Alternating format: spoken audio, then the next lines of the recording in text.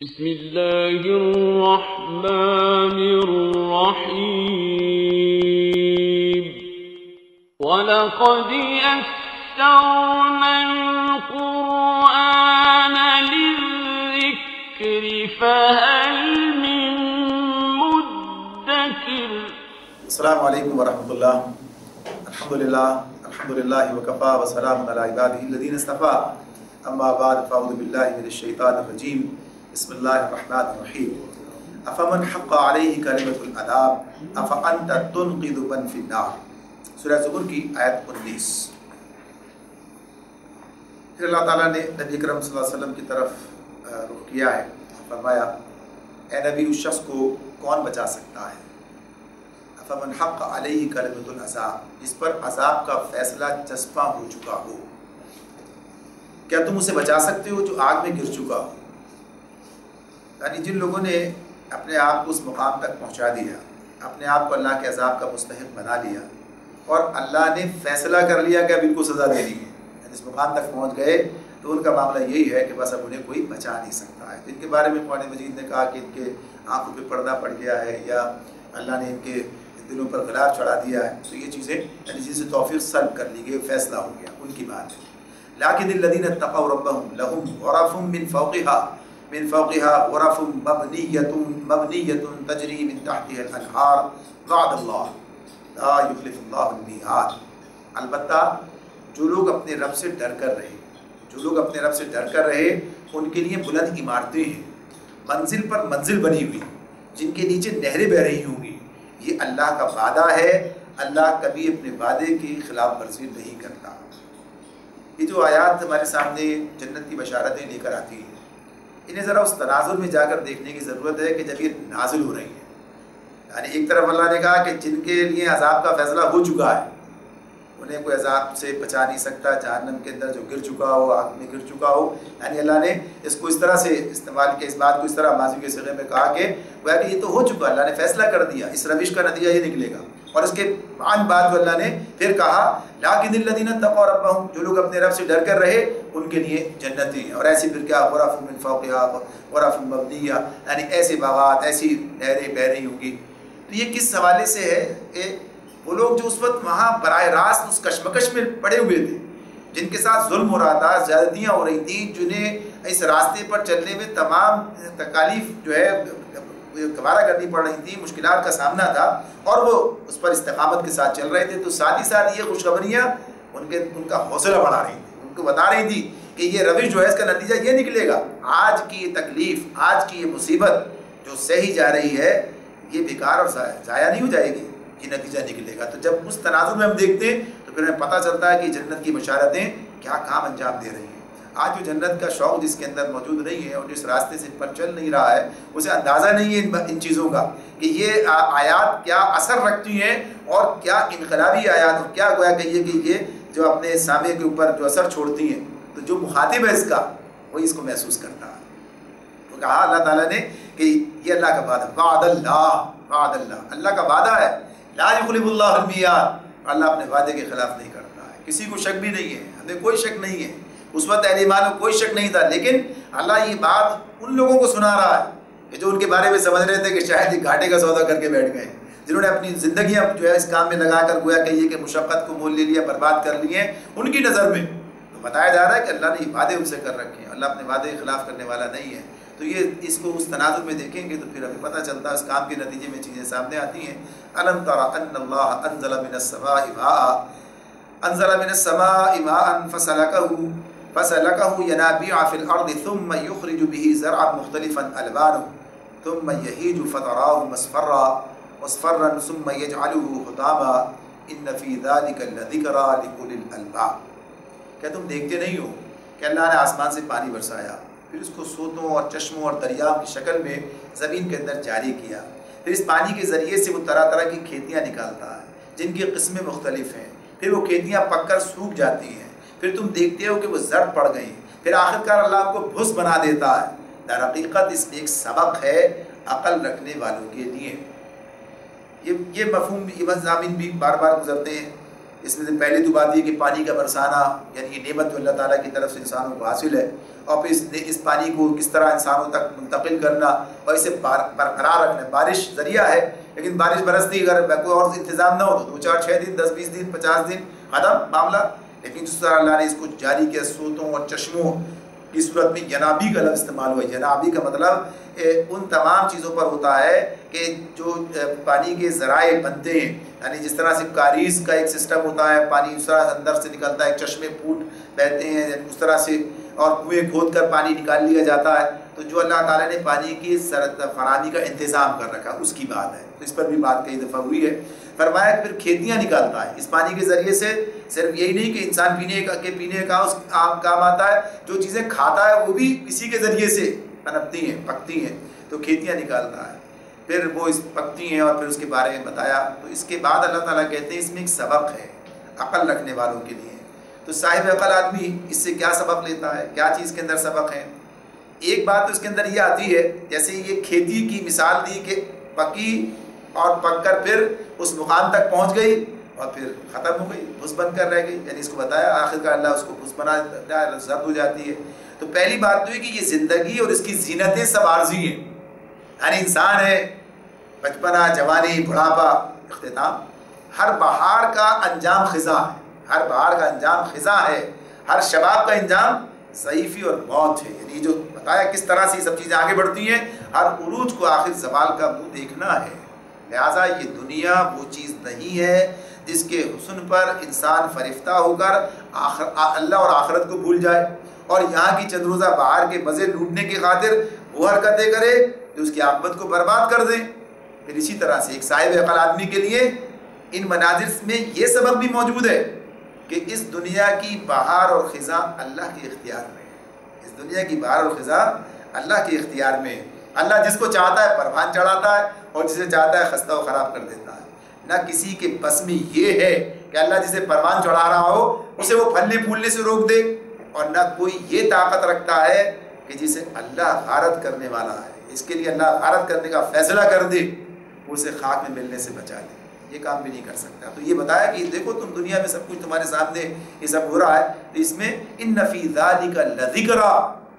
لأولی الالباب، جو عقل والے سوچتے سمجھتے ہیں ان کے لیے اس میں نصیحت ہے۔ پھر ایک بڑی آیت آ گئی، افمن شرح اللہ صدرہ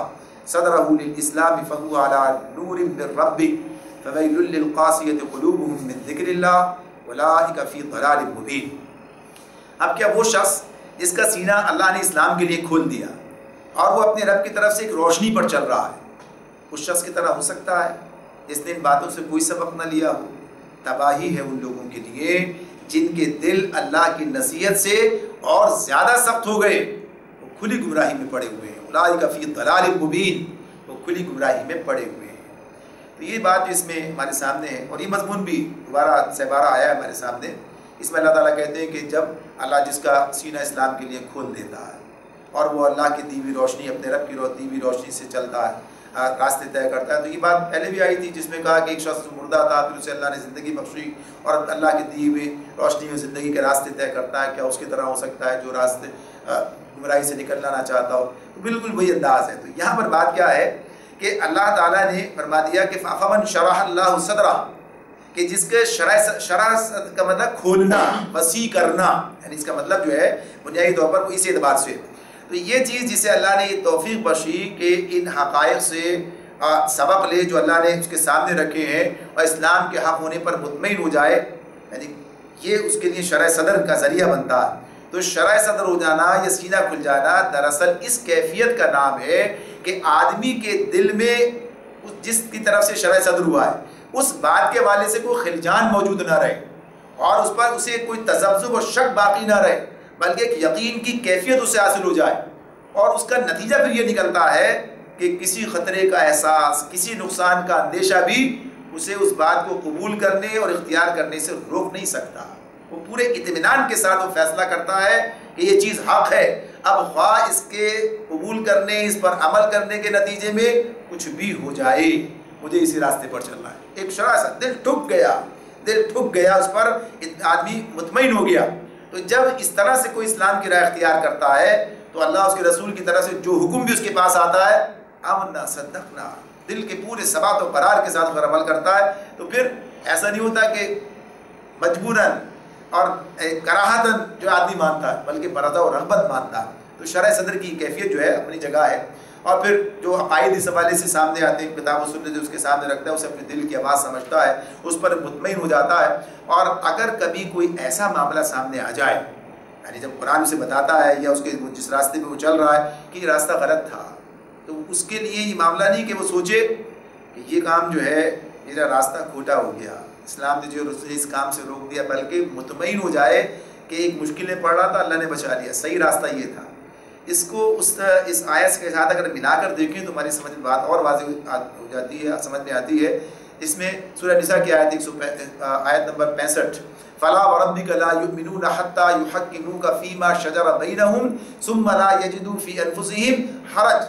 مِمَّا قَضَيْتَ وَيُسَلِّمُوا تَسْلِيمًا، کہ جب کہا کہ تمہارے رب کی قسم، وہ اس وقت تک کوئی مومن نہیں ہو سکتا جب تک کہ اپنے تمام معاملات میں تمہیں فیصلہ کرنے والا تسلیم نہ کر لے، اور جو فیصلہ تم کرو اس پر دل سے راضی ہو، یعنی کوئی کراہت اس کو نہ ہو اس معاملے میں، تو جو فیصلہ کر دیا جائے اس پر سر تسلیم خم کرے۔ تو یہ وہ بات ہے کہ جب وہ اس درجے کا اعتماد پیدا ہو جاتا ہے رسول کی ذات پر، رسول کی ذات کا پر کیا ہے، دین پر اعتماد پیدا ہو جاتا ہے، اللہ اس کا رسول ہی یہ سارے مظہر ہے اس دین کا، تو جب اس پر سے شرح صدر ہو جاتا ہے، اطمینان قلبی حاصل ہو جاتا ہے، یہاں سے جو بات ملے گی وہی ٹھیک ملے گی، تو پھر آدمی جو ہے پورے اطمینان کے ساتھ اس راستے کو اختیار کرتا ہے، چاہے اس کا نفس اس کے میں کسی وقت میں آڑے آ رہا ہو تو وہ چلتا ہے کہ یہی ٹھیک ہے۔ تو اس میں ایک حدیث بھی ہمارے سامنے آ جاتی ہے، صحابہ کرام نے پوچھا نبی صلی اللہ علیہ وسلم سے کہ اس کی کوئی علامت بھی ہے، شرح صدر کی علامت ہے؟ تو نبی اکرم صلی اللہ علیہ وسلم نے فرمایا کہ ہمیشہ رہنے والے گھر کی طرف رغبت کرے، یعنی آخرت کی طرف رغبت کرے، اور یہ جو دھوکے کا گھر ہے یعنی دنیا، اس کی لذت منفعت، اس سے گریز کرے، اور موت کے بعد کی زندگی کے لیے تیاری کرے، موت کے بعد کی زندگی کے لیے تیاری کرے۔ تو یہ گویا کہیے کہ یہ علامت ہے کہ انسان اسلام کو، دین کو سمجھ چکا ہے، اور اس پر اس کا دل ٹھک گیا ہے اور مطمئن ہو گیا اور اس پر کام کر رہا ہے۔ تو اس حوالے سے یہ ساری چیزیں ہمارے سامنے آتی ہیں۔ تو پھر اس کی اور بھی کیفیات ہیں جس کو بیان کی گئی، اس کے مقابلے بھی فرمایا فَوَيْلٌ لِّلْقَاسِيَةِ قُلُوبُهُم مِّن ذِكْرِ اللَّهِ، لیکن جن لوگوں کا معاملہ یہ ہو کہ اللہ کے جن کے دل اللہ کی نصیحت سے اور زیادہ سخت ہو گئے۔ اچھا، دو طرح کی باتیں آتی ہیں اس معاملے میں، یہاں ایک آگے کی بات ہے، اس سے پہلے بھی بات گزر چکی ہے، جس کے اندر یہ بات آئی تھی کہ اس کے شرح صدر کے مقابلے میں ایک لفظ آیا تھا ذیق صدر، ذیق صدر آیا تھا۔ اب یہاں پر قاسیت قلوب، قساوت قلبی، یعنی دل کی اس کیفیت کو بیان کیا ہے۔ تو ان دونوں کا ایک فرق اپنی جگہ پر ہے۔ جہاں ذیق صدر کا معاملہ ہوتا ہے وہ قساوت قلبی سے نسبتاً کم خطرناک ہے، یعنی اس کا معاملہ یہ ہے کہ اگر کسی دل کی تنگی کے باوجود آدمی اس راستے پر چل پڑا ہے، عین ممکن ہے کہ اسے اطمینان حاصل ہو جائے، اطمینان حاصل ہو جائے اور وہ اس راستے پر آگے بڑھ جائے، اور دل کی تنگی کا اتباع نہیں کیا اس نے اور چل پڑا اس راستے پر، یہ بات ممکن ہے۔ لیکن قساوت قلبی کا مطلب یہ ہوتا ہے کہ پتھر کی طرح ہو گیا، اب اس میں نمو کی کوئی گنجائش ہی نہیں ہے، معاملہ ختم ہو گیا۔ تو یہ اس درجے کی بات اللہ نے کی مشرکین کے معاملے میں کہ جن کا معاملہ اس طرح سے سامنے آ رہا ہے کہ آپ کی بات نہیں سن رہے، تو یہ وہ لوگ ہیں اولئک فی ضلال مبین، وہ کھلی گمراہی میں پڑے ہوئے ہیں۔ تو اس طرح سے یہ دونوں کے کیفیت اللہ نے ہمارے سامنے رکھی۔ اللہ نزل احسن الحدیث کتاب متشابہ مثانی تقشعر منه جلود الذین یخشون ربهم ثم تلین جلودهم وقلوبهم الى ذکر اللہ ذلک ھدی اللہ یہدی بہ من یشاء ومن یضلل اللہ فما له من ہاد۔ اللہ نے بہترین کلام اتارا ہے، اللہ نے بہترین کلام اتارا ہے، ایک ایسی کتاب جس کے تمام اجزاء ہم رنگ ہیں اور جس میں بار بار مضامین دہرائے گئے ہیں۔ اسے سن کر ان لوگوں کے رونگٹے کھڑے ہو جاتے ہیں جو اپنے رب سے ڈرنے والے ہیں، اور پھر ان کے جسم اور ان کے دل نرم ہو کر اللہ کے ذکر کی طرف راغب ہو جاتے ہیں۔ یہ اللہ کی ہدایت ہے جس سے وہ راہ راست پر لے آتا ہے جسے چاہتا ہے، اور جسے اللہ ہی ہدایت نہ دے اس کے لیے پھر کوئی ہادی نہیں ہے۔ ابھی اللہ تعالیٰ نے کتاب مجید کے بارے میں یہ تفصیل ہمیں بتائی ہے، اور اس میں یہ بات اللہ تعالیٰ اس کی جو خصوصیات بتا رہے ہیں، احسن الحدیث،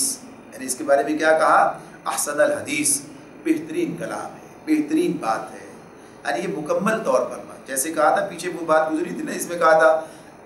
اس کے بہترین پہلو پر عمل کرتے ہیں، تو بہترین کیا ہے؟ جو بات کو سنتے اور اس کے بہترین پہلو پر عمل کرتے ہیں. تو اس کے اندر ایک بات یہ بھی آتی ہے کہ یہ سارا کا سارا قرآن احسن الحدیث ہے، یعنی اس کی کوئی ایک چیز ہے دوسری چیز ایسا نہیں ہے، بلکہ مکمل طور پر معاملہ اس اعتبار سے ہے کہ احسن الحدیث ہے. تو اس پر جو ہے آ جانا، یعنی اس کے جو ہے اس کی خصوصیت کو جو بیان کیا گیا کہ اس خصوصیت کو آدمی نے سامنے رکھنا کہ قرآن کیا چیز ہے. تو اچھا احسن الحدیث کے اس اعتبار سے ایک اور بھی چیز بیان کی ہے جو اس کو پہلے والے اور اس مضمون کو دونوں کو ملا کر بتایا جاتا ہے کہ بہترین پہلو کی پیروی کرنے میں یہ کہ بعض اوقات قرآن خود ایسے مضامین بیان کر رہا ہوتا ہے کہ جس میں ایک بات کو دوسری پر فوقیت دیتا ہے، یعنی حسن پر احسن، یعنی اچھے پر اور اچھا. جیسے کہا ان تصبروا، جس میں کہا کہ تم جو ہے اگر وَإِنْ عَاقَبْتُمْ فَعَاقِبُوا بِمِثْلِ مَا عُوقِبْتُمْ بِهِ وَلَئِنْ صَبَرْتُمْ، اگر تم صبر کرو لَهُوَ خَيْرٌ لِلصَّابِرِينَ، وہ کہ تمہیں بدلہ لینے کا بھی حق ہے. سورہ ڈال میں کہا یعنی انتخاب لے سکتا ہے آدمی، لیکن اگر صبر ہو تو اور زیادہ اچھا ہے. تو ایسی رخصت کے مقابلے میں عزیمت کا معاملہ تو وہ مضمون اپنی جگہ پر ہے، لیکن یہاں جو ہے اس پوری کتاب کے بارے میں بات ہو رہی ہے کہ یہ احسن الحدیث ہے. سارے کے سارے اگر آدمی یہ کام کرتا ہے تب بھی احسن پر عمل ہے، اور یہ کام کرتا ہے تب بھی احسن پر عمل ہے. البتہ جو لوگ عقل اللہ تعالیٰ نے سمجھ دی ہے اور اس طرح، تو وہ موقع اور محل کی مناسبت سے چیزوں کو اختیار کر رہے ہوتے ہیں. کب جو ہے بدلہ لینا درست ہے، جیسے سورہ شورى کے اندر آئے گی بات، اور کب جو ہے معاف کر دینا معاملہ بہتر ہے. دوسری بات اس کے اندر یہ بتائی کہ تمام کتاب متشابہ مماثل، یعنی ایک دوسرے کے ساتھ ہم آہنگ اور ایک مضمون دوسرے مضمون کی تشریح کر رہا ہوتا ہے. اور یہ بات قرآن کے من جانب اللہ ہونے کی ایک بڑی دلیل ہے کہ 23 سال کے اندر نازل ہونے والی کتاب،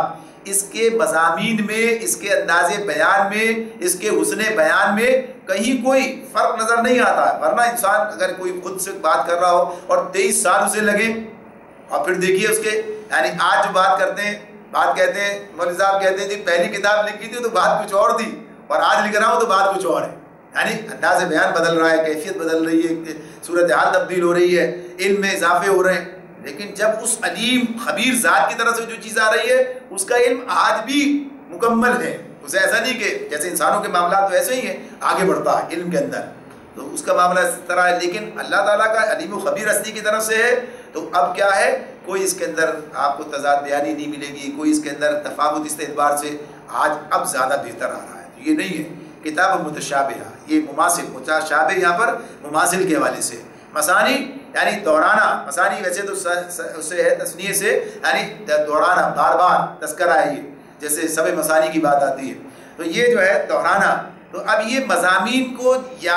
آپ بالکل ذہن نشین کرنے کے لیے بھی دہرایا جاتا ہے، اس طرح بھی دہرانا ہے، اور وقت اور حالات کے تحت منطبق بھی ہو رہی ہوتی ہیں چیزیں، جو مضمون چل رہا ہوتا ہے جس حوالے سے، تو دونوں ہی معاملات ہیں. تو قرآن کی یہ خصوصیات ہیں. اور فرمایا کہ یہ ایسی کتاب ہے، ایسی کتاب ہے تقشعر من جلود الذین یخشون ربهم، اسے سن کر ان لوگوں کے رونگٹے کھڑے ہو جاتے ہیں جو اپنے رب سے ڈرتے ہیں. یخشون ربهم،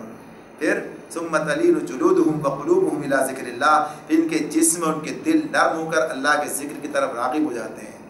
یہ مضمون سورہ انفال میں ہم پڑھ چکے ہیں، جہاں پر کہا تھا کہ انما المؤمنون الذین اذا ذکر اللہ وجلت قلوبهم واذا تلیت علیہم زادتهم ایمانا.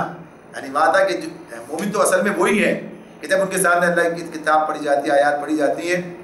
تو ان کے دل جو ہے پگھل جاتے ہیں. تو اسی حوالے سے یہاں بات بتائی کہ جو لوگ اس کتاب کو پہچانتے ہیں، اپنے رب کو پہچانتے ہیں، اس کتاب سے صحیح طور پر استفادہ کرتے ہیں، یہ کتاب ان کے دل پر اثر انداز ہوتی ہے، قساوت قلبی کا شکار نہیں ہے، دل کھلے ہوئے ہیں، تو ان کے اوپر یہ کتاب اپنا ایک اثر رکھتی ہے، اس کتاب کا اپنا ایک اثر ہے. تو کہا کہ پھر یہ کیفیت ان کی ہوتی ہے. اس میں مضامین سارے آ رہے ہیں، ایسے بھی ہیں کہ جس پر آدمی جو ہے واقعی یہ ہیبت طاری ہوتی ہے، خشوعیت طاری ہوتی ہے، کبھی خوشخبریوں کا ذکر آ جاتا ہے. تو بہرحال یہ تمام چیزیں انسان کی کیفیات کے حوالے سے، اور پھر اللہ کی طرف رغبت، قلوب الی ذکر اللہ، ذالک ھدی اللہ، یہ ہدایت ہے اللہ کی طرف سے. یہدی بہ من یشاء، جسے وہ چاہتا ہے، جس سے چاہتا ہے وہ راہ راست پر لے آتا ہے. یہ بات اپنی جگہ بتا دیا گیا کہ ہدایت کسے دیتا ہے؟ جو ہدایت کا طالب ہوتا ہے، جو ہدایت چاہتا ہے اللہ اسے ہدایت دیتا ہے. وَمَن يُضْلِلِ اللَّهُ فَمَا لَهُ مِنْ هَادٍ، اور جسے اللہ ہی ہدایت نہ دے اس کے لیے پھر کوئی ہادی نہیں ہے. تو اس سے مراد کیا ہے کہ جو اللہ کے اس قانون کی زد میں آ گیا کہ جس کے بعد لوگوں سے ہدایت کی توفیق سلب کر لی جاتی ہے، تو اب کوئی شخص بھی اس کے لیے نافع نہیں ہو سکتا، اس کی ہدایت اس کے لیے نافع نہیں ہو سکتی. اب چاہے وہ رسول ہی کی ذات کیوں نہ ہو، اب اس کے لیے ہدایت کا فیصلہ اللہ نے بند کر دیا، اس کا دروازہ بند کر دیا، اس کا فیصلہ ختم ہو گیا اس کے لیے کہ اب یہ جو ہے مستحق عذاب ہی ہونے والا ہے، تو پھر اس کے لیے کوئی ہاتھی نہیں ہے۔ تو یہ تسلی بھی ہے ایک طرح سے نبی صلی اللہ علیہ وسلم کو کہ آپ کے کام میں کوئی کمی نہیں ہے، کوئی کسر نہیں ہے، اور اس حوالے سے ان لوگوں کے لیے بھی کہ یہ مسلسل انکار تمہیں اس مقام تک نہ پہنچا دے، یہ مسلسل جو کہیے کہ نبی سے اور اس کی بات سے جو تمہارا اس سے روگردانی ہے، یہ تمہیں اس مقام تک نہ پہنچا دے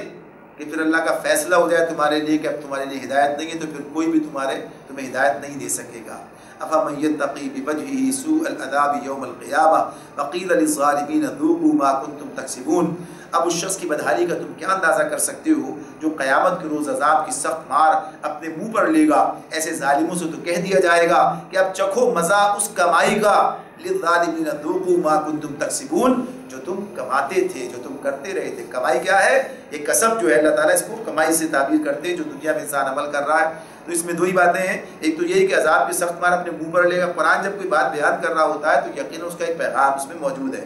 کسی ضرب کو آدمی اپنے منہ پر اس وقت لیتا ہے جب وہ بالکل عاجز و بے بس ہو، ورنہ منہ بچانے کی کوشش کرتا ہے فوراً۔ یہ تو کہا کہ یہ کیفیت ہوگی یعنی انسان کی بے بسی کی، تو اسی تصویر کھینچی ہے کہ کتنے بے بس ہوگا، اپنے منہ پر ضرب کے مار لے گا۔ اور پھر دوسری بات یہ کہ جو کسب، یہ کیا نتیجہ کیا ہے؟ اس عمل کا ہے جو تم دنیا میں کرتے رہے۔ کذب الذین من قبلہم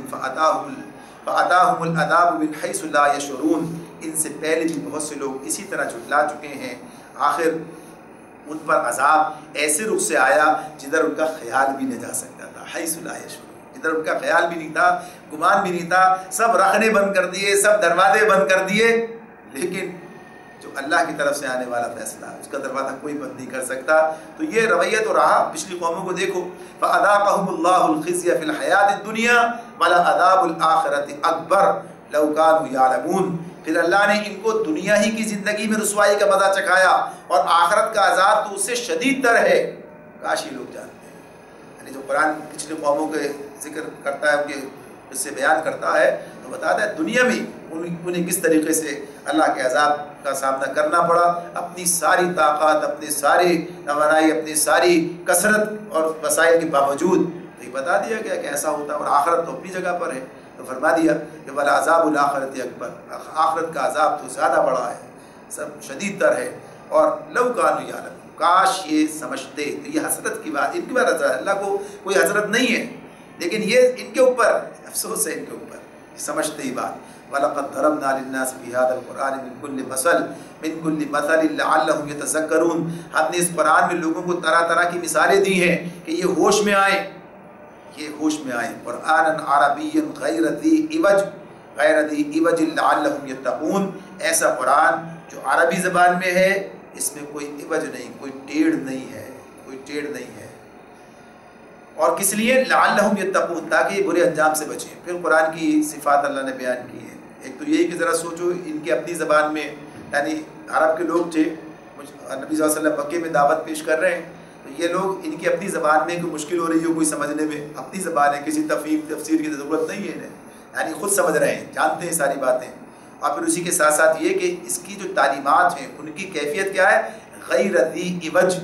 بچ کہتے ہیں اس جھاڑی کو اس میں گزرنا مشکل ہو جاتا ہے، یعنی بہت کوئی مشکل کام نہیں ہے، بہت آسان، کوئی اینچ پینچ کی بات نہیں ہے کہ سمجھنا مشکل ہو جائے، صاف سیدھی بات بیان کرتی ہے یہ کتاب، جس سے ہر آدمی جان سکتا ہے کہ یہ کتاب کس چیز کو غلط کہتی ہے اور کیوں کہتی ہے، اور کس چیز کو صحیح کہتی ہے اور کیا بات بنوانا چاہتی ہے، کیا پیغام دینا چاہتی ہے، کس چیز کا انکار کراتی ہے، کن کاموں کا حکم دیتی ہے، کن کاموں سے منع کرتی ہے۔ بہت صاف بالکل واضح باتیں جو اس کے اندر بیان کی گئی ہیں، اور یہ بھی کہ تاکہ لوگ برے انجام سے بچ جائیں، یہ جو ہے پیش نظر ہے۔ ضرب اللہ مثلا رجلا فیہ شرکاء متشاکسون ورجلا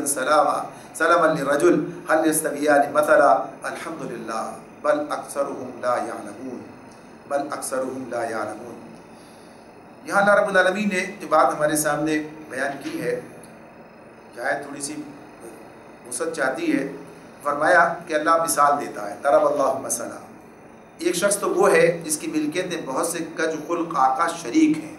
جو اسے اپنی اپنی طرف کھینچتے ہیں، اور دوسرا شخص پورا کا پورا ایک ہی آقا کا غلام ہے۔ کیا ان دونوں کا حال یکساں ہو سکتا ہے؟ کیا ان دونوں کا حال یکساں ہو سکتا ہے؟ ابھی بات جو اس میں کہی گئی ہے، یہ جو بات اللہ تعالیٰ نے فرمائی یہاں پر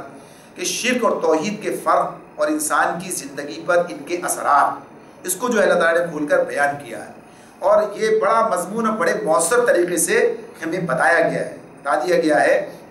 کہ جہاں انسان کا معاملہ یہ کوئی غلام ہے اور بہت سے کج خلق اور باہم متنازع آقا جو ہیں وہ اس کے مالک ہیں، ایک ادھر کھینچتا ہے ایک ادھر کھینچتا ہے، اس کی بات نہیں پوری کر پاتا ہے کہ دوسرے کی طرف سے مطالبہ آتا ہے، یعنی صورتحال جو ہے، اور پھر ڈانٹنے پھٹکارنے پر اکتفا نہیں کرتا، سزا دینے پر بھی دل جاتا ہے، یعنی ساری کیفیات ہیں۔ اب ان کے مقابلے میں کہا کہ وہ شخص کتنا مشکل میں ہے جس کا یہ حال ہے، ان کے مقابلے میں وہ شخص بڑے چین اور آرام سے رہے گا اس جو بس ایک ہی آقا کا نوکر یا غلام ہو اور کسی دوسرے کی خدمت اور رضا جوئی اسے نہ کرنی پڑتی ہو۔